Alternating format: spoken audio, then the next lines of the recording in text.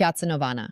Back in 86 AD, the Emperor Titus Flavius Domitianus, known now as Domitian, inaugurated a stadium to promote athletic competitions in Rome. It was modeled after Greek stadia, reflecting the influence of Greek culture on Roman sports. Built of wood in the time of Augustus or 28 BC, the Stadium of Domitian was built on top of the older stadium in the floodplain of Rome.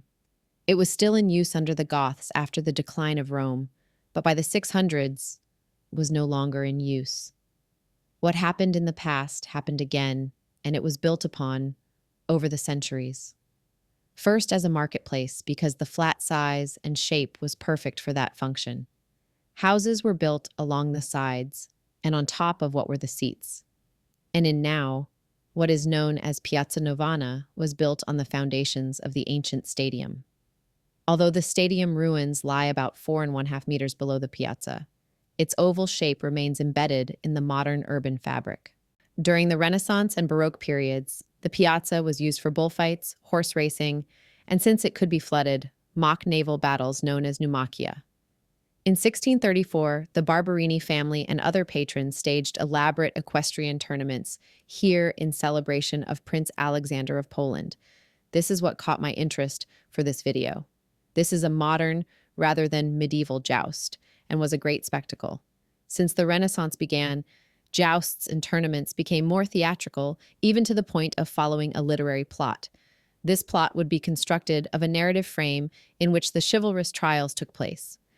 In the days leading up to the actual contest, a knight designated the maintainer presented his entourage. This would be done during a show where music and dances were performed.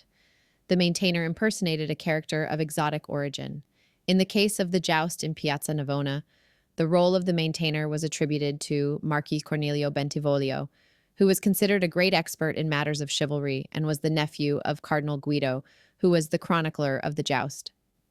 Cardinal Bentivoglio's very detailed account of the joust and the beautiful drawings by Andrea Sacchi, which enriched the 1635 edition, offer us the opportunity to discover and see the complex and very interesting dramaturgy of this kind of equestrian festival in the Baroque era. It was a family affair. With the typical unscrupulousness of the popes of the time, in 1628, Pope Urban VIII ordained his nephew as cardinal when he was just 20. In a short time, the nephew, Antonio Barberini, gained a prominent position in the Roman Curia, where his brother, Francesco, and his uncle, Antonio the Elder, also sat in the College of Cardinals. To celebrate his role and the power of his family, which was enormously increased because of the protection of the Pope, at the beginning of 1634, Antonio decided to finance, with the fabulous sum of 60,000 scudi, about $5 million today, a large Saracen joust in honor of Prince Alexander Karl Wasa of Poland, who at that time was on a visit to Rome. His intention was the joust had to be the culminating event of that year's carnival, and that it would then remain in the memory for posterity. It was decided that the joust would be a type known as a Saracen joust. Saracens, if you are familiar with medieval history, was the term Western Christians used to refer to people who were Muslim Arabs. It was a well-known word during the period of the Crusades and referred to the people who were living in the Holy Lands and had to be displaced. In other words, the enemy. The quintain was a device used for sword and lance practice where a rotating dummy, a figure of a man, was set up and knights would canter toward it and strike it with their weapons, typically on the shield.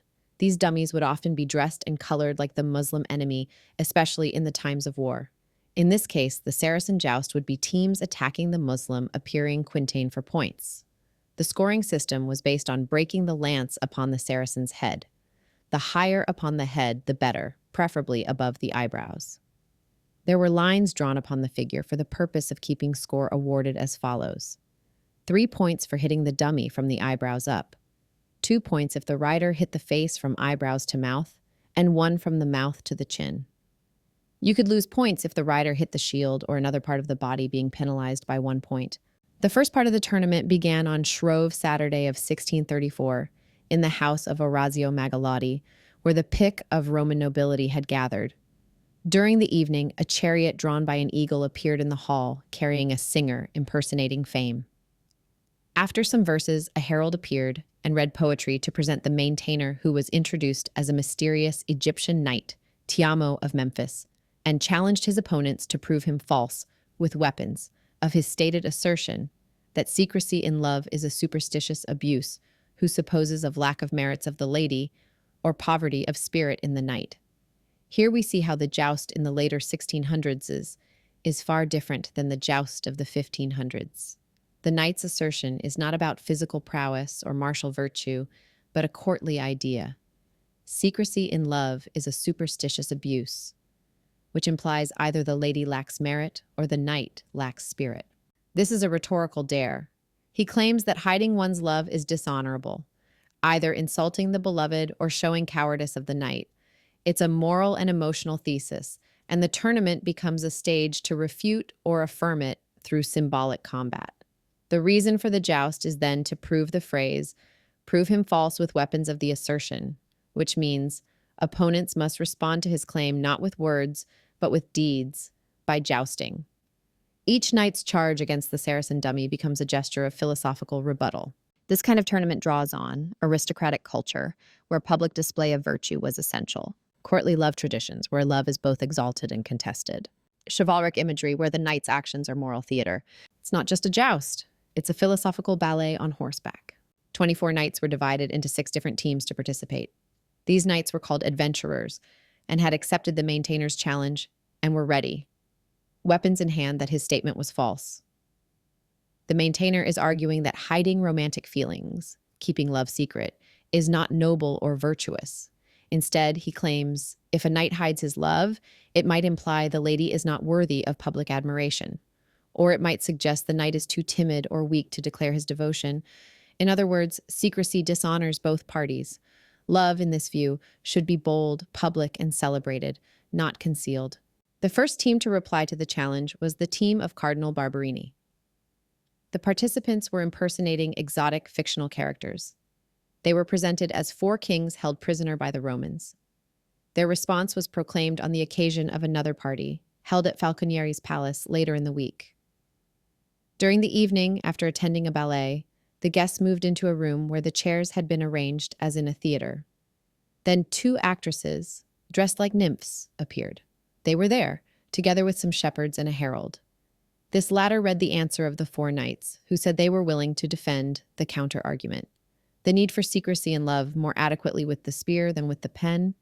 They believe secrecy in love can be noble, perhaps protecting intimacy, modesty, or personal virtue. By charging the Saracen dummy, they enact a counter-thesis, that discretion in love is not weakness, but strength. It's a vivid example of how Renaissance tournaments fused chivalric ideals, theatrical spectacle, and philosophical discourse.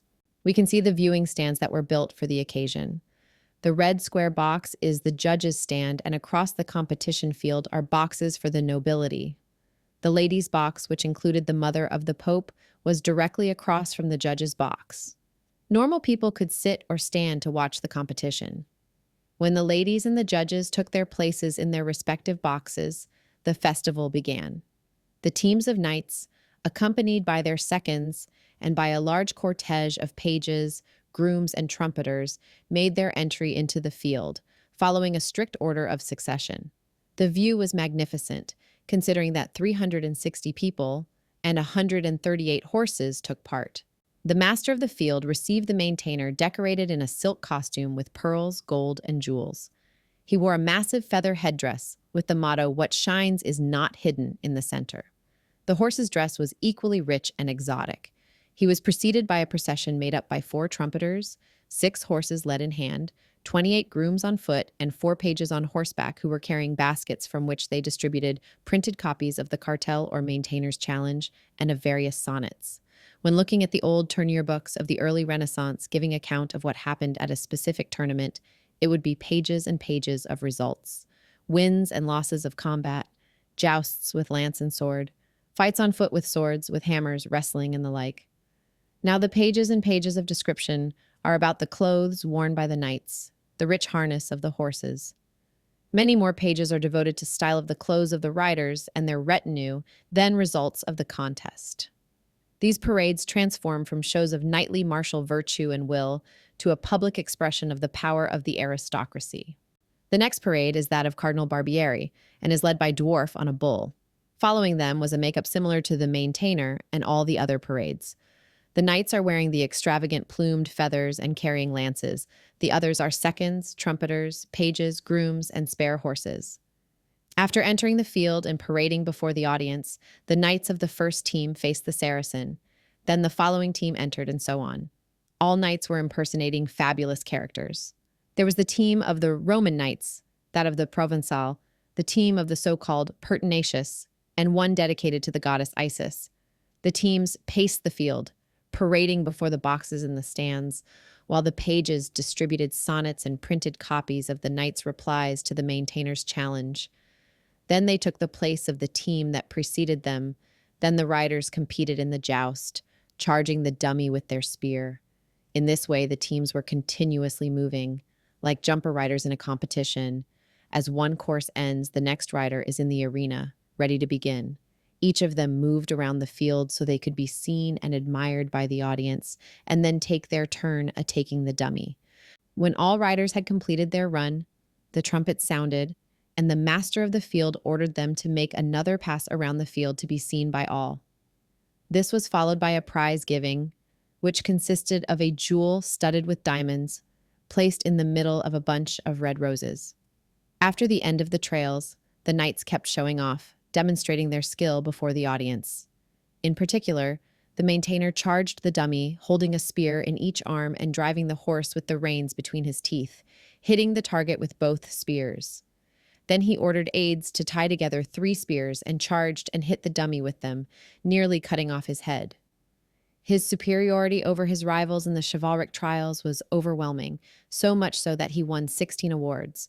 Of course, as any gallant gentleman would do, he gave the prizes to notable women. In addition to the prizes for the trials, there were awards for the squadron judged the more elegant and with better bearing. This prize, according to Giovanni Battista Tomasini in his post on this topic in Works of Chivalry, is known as Mascalano, from the Spanish mascalante, the more gallant. This prize still survives today, and the Palio of Siena, in which it is awarded to the team, is considered the most elegant during the parade that precedes the race. The entire show lasted over 5 hours. When it was beginning to get dark, some cannon shots were heard. Then 2 chariots entered inside the fence, one shaped like a ship, the second in the form of a boat. The first was richly decorated with the emblems of the Barberini and the Colonna, at the time the 2 main noble families in Rome. The ship was armed with cannons and fireworks and carried actors impersonating the god Bacchus, accompanied by the laughter, bacchantes, satyrs, shepherds, and gunners, firing blanks with cannons. The boat was, instead, carrying several musicians who held a concert under the box of Anna Colonna, sister-in-law to the cardinal, and of the Marchioness of Castel Rodrigo, wife of the Spanish ambassador. The tournament and carousel have indeed traveled a long road since the days of a challenge given and accepted for a couple of teams in a field knocking the stuffing out of each other in a melee. Just as riding itself has evolved from the immediate response sort of demand of the horse in war training to display and spectacle based on riding and training mastery learned in the riding academies.